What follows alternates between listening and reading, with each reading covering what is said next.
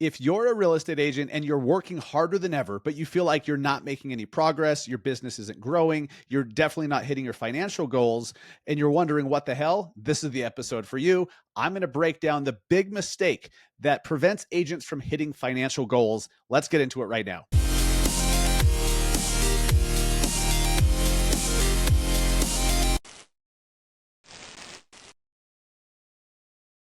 What is up, guys? Welcome to episode 398 of the Massive Agent Podcast. I am your host, Dustin Brohm, here in Salt Lake City, Utah. Let's just jump into it. You're not hitting your financial goals, but you feel like you're working harder than ever. You're working more hours. You're being more productive in those hours, but you feel like you're spinning your wheels and you're not freaking growing. I'm going to diagnose why. There's a common trap that agents fall into. The vast majority of agents fall into this trap to a certain extent. And I'm going to break down what that is so that you can finally be able to fix it and start hitting your financial goals. This is the reason why you work harder and you're not getting anything more as a result. So I'm going to break that down. Look, just jumping into it. If your calendar's full, but your pipeline's empty, you're doing it wrong. All right. If you don't have a ton of deals in the pipeline, you're not completely overwhelmed with people to service, then you're doing it wrong because your time is focused on doing the wrong shit. So let's break it down. Okay. The common trap. Agents, look, I know how this is. You feel super productive. You spend all day working and, like you're doing something, you're super busy all day and like you're stressed out. And then all of a sudden at the end of the day, you're like, what did I even do today? Like, what did I even get done? And you have no idea because it was all freaking busy work, right? Well, here's the common trap. Agents are feeling productive because you're doing everything and you're busy, but you're doing everything except what actually moves the needle and brings you clients. Okay. Meaning lead generation and marketing. So if you are spending the majority of your time servicing clients, no wonder you're just busier, but not getting ahead because you're not doing the things that build the business. All right. So I'm going to break down like why it's so bad to prioritize the wrong things. I'll show you what to do about it. We'll break down what you should be doing on a daily basis. I was struggling to remember the word basis. I'll break down what your daily focus should look like on a daily basis, why you should avoid this common trap, and then the fix for it. So I'm going to show you not just what's wrong, but how to fix it, what to do instead, and how to continue doing that and just bake it in so that's how you do business so that you constantly hit your financial goals as a result. So showings, inspections, paperwork, hand-holding with clients, attending, like dealing with appraisals and like all this stuff, right? It feels like real work because it is like it's work that has to be done by someone, right? But it's not scalable because there's only so many hours in the day and there's only one you, right? So if you're spending your time doing showings, driving around town, showing a client 8 homes after work, and then doing it again tomorrow, sitting at an open house for 4 hours, and then going and doing, showing 7 homes later and all of that, you're busy. You're super busy, but it's not really getting you anywhere because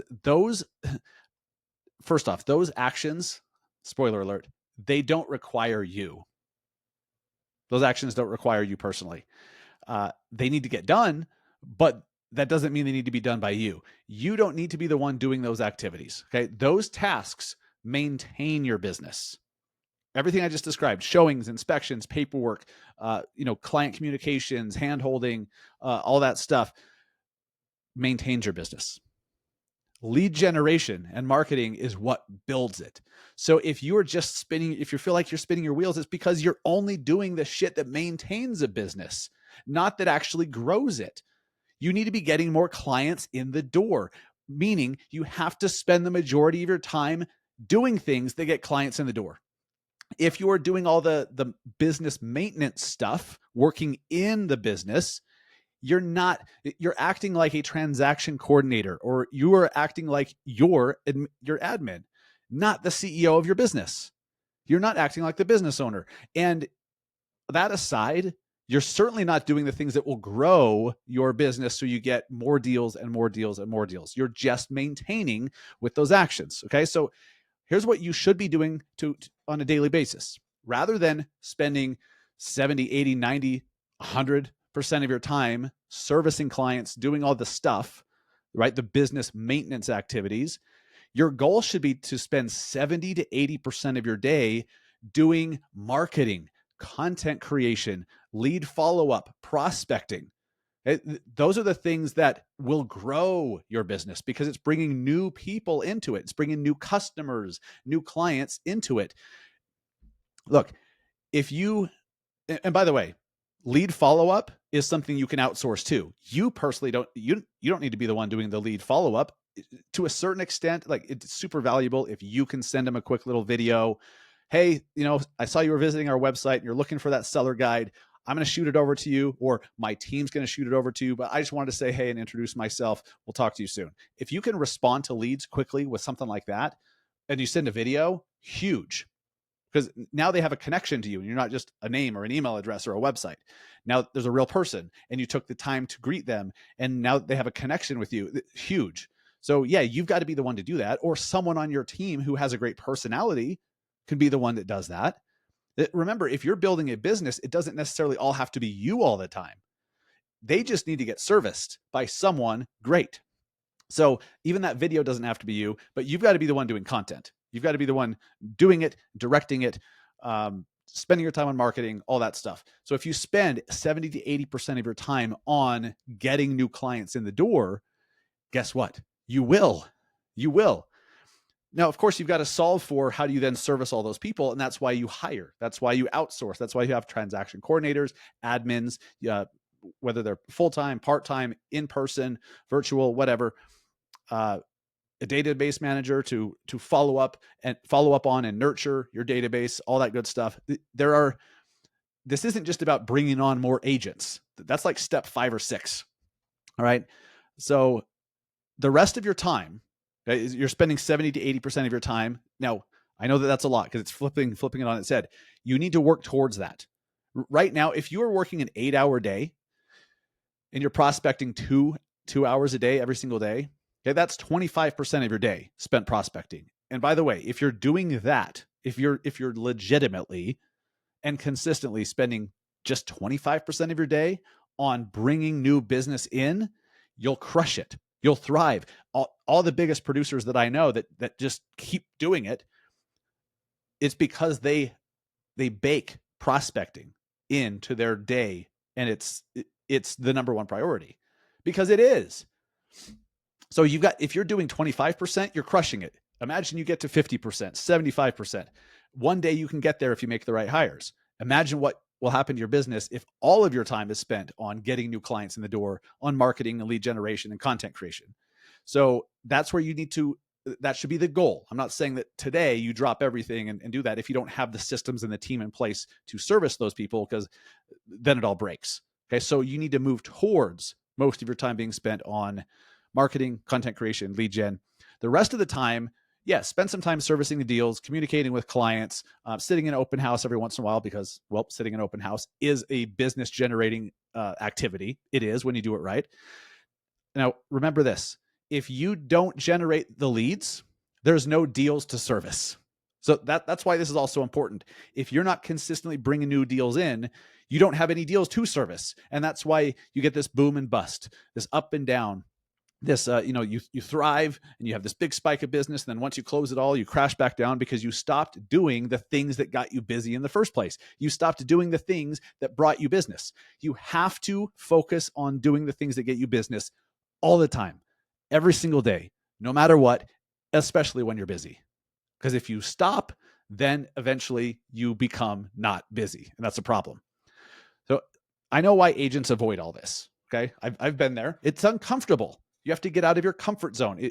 Doing content and marketing and lead generation, it gets you out of your comfort zone a little bit. And it's also because you have not emphasized, or you have not prioritized building a team of helpers around you. If you don't have a bunch of helpers, you are the helper monkey. Okay. You are your assistant. If you're doing all the stuff that your assistant could do, if you're doing tasks that someone would do for $20 an hour, then you're doing it for $20 an hour. Like, you should be paid dramatically more than that as a real estate agent per hour when you break it all down. I get it. It's uncomfortable. you got to get out of your comfort zone a little bit, especially with the content creation. But also, agents avoid doing this or just fail to do this because you don't have a clear system. You don't have these lead generating activities time blocked in. And if you do, those are the first things that you push aside when someone's like, "Oh, I need to go see a house." And you're like, "Okay, cool. I guess I'll just chop 45 minutes off my prospecting time." No, you need to flip it. Your prospecting and lead gen and marketing time needs to be top priority of the day, and you do everything else around it. You schedule everything else around that. Otherwise, you're cannibalizing your future business.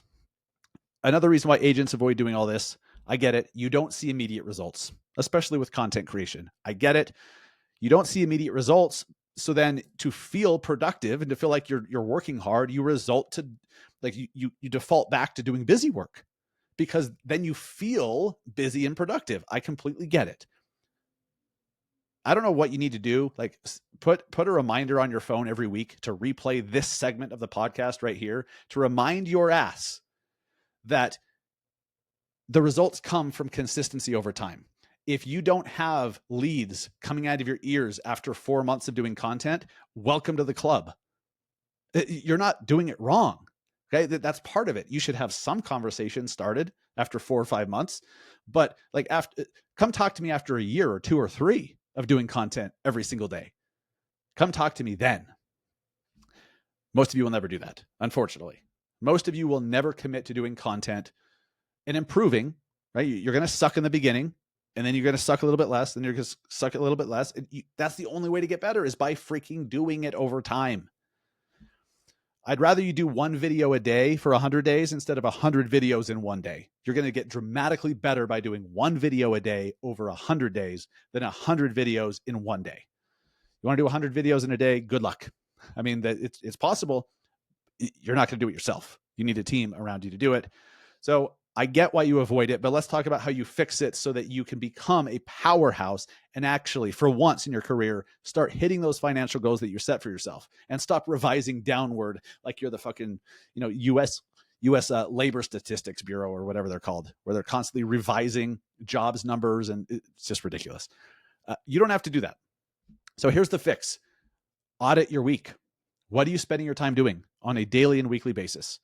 Ask yourself legitimately. So go to your calendar last week and just look at it and ask, how much time did you actually spend generating future business? And if it's a low amount, you know where the problem is. Then this whole episode makes sense. You're like, well, yes, obviously, of course I'm not getting new business because I'm not doing things that get new business. I'm just managing the business I already have. So audit your week and then figure out, okay, you're not doing content or not doing it enough or not doing it as often. Are you spending time writing marketing emails, for example? That's a lead generating activity. Are you setting up ads? Are you door knocking is one of those things. Like, I don't think it's the best use of your time. Open houses is a great way to lead generate and to build a brand and to get out of your comfort zone and learn how to communicate with people. Open houses build confidence, especially if you're nervous about it, especially if you feel awkward. You do a bunch of open houses, you're going to be a lot more confident by brute force. How amazing is that? Just by brute force, by throwing yourself in the deep end, you fricking figure it out. So also look at those things that when you look at what you did last week, you're looking at your calendar.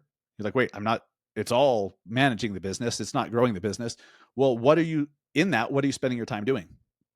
Did you spend 45 minutes driving across town to grab a key box off a sold listing? If so, stop it.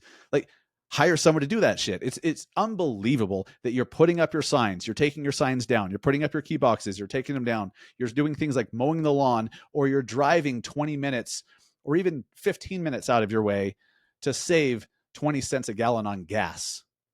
What are you doing? Okay, you've got to audit what you spend your time doing. So outsource, like when you notice all the stuff you're spending your time doing, showings, I bet, is a huge part of it. And then paperwork, administrative stuff, outsource and delegate all the $20 an hour tasks. Get a TC. Get a freaking transaction coordinator. It's the first hire you should make for 100% of you. Transaction coordinator, an admin assistant, Get showing agents, hire agents to show houses on your behalf, right? Bookkeeping, all that stuff, like sometimes graphic design, editing videos, depending on where you're at, you may not be able to outsource those things yet, but work towards it. And then block 2 to 3 or 4 hours a day, whatever you can right now, minimum of 2. Block 2 to 4 non-negotiable hours a day where all you do is lead generate, you create content, you build brand, and then schedule your life around it. Make it top priority, non-negotiable. Your family knows that 2 to 4 hour period, you're not available. Your team knows you're not available. Your clients know you're unavailable. And I know when I say that, that triggers some of you. Yes, set some damn boundaries. Set some boundaries like a real professional does. Here's what I recommend you do. Okay, aside from those things, you have to, if you're tired of the income roller coaster, just get serious. Get serious about how you spend your time. Be honest with yourself about how you're spending your time.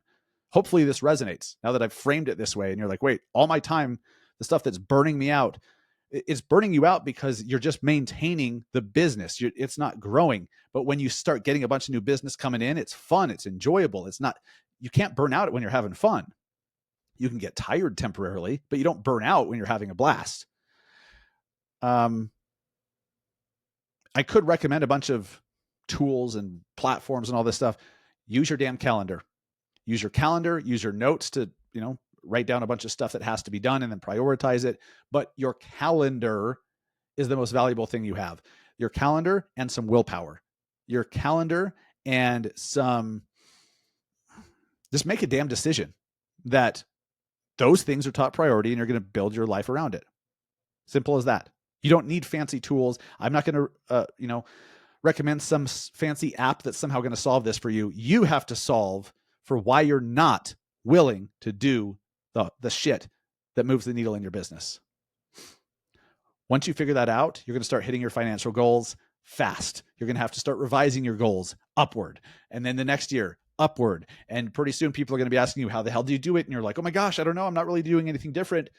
But yet you are, with this little mental shift, by focusing on doing the stuff that brings in the business and not spending all your time on what maintains the business. I hope this was helpful. Before we wrap it up, keeping current matters is a tool you need in your tool belt. I love KCM. Be the advisor that your clients trust with keeping current matters. KCM gives you easy to understand market insights, ready to share graphics, and scripts to keep you looking like a pro. Try KCM today for free over at trykcm.com/BAM. And speaking of BAM, BAM just but they got Sharon Srivatsa on their board. Amazing. Big things coming from BAM. Congrats. Eric and Byron must really have some dirt on Sharon in order to get him to stoop to that level, and join the board. No, I'm just kidding. I'm just talking shit. But BAMX, what they built with BAMX is incredible. Imagine having the copy for every marketing email that you're going to send, scripts for every video, hooks for every social post delivered to your inbox every single week. Level up your content and your business with the BAMX platform. Hyperlocal, data-driven social media templates delivered every week.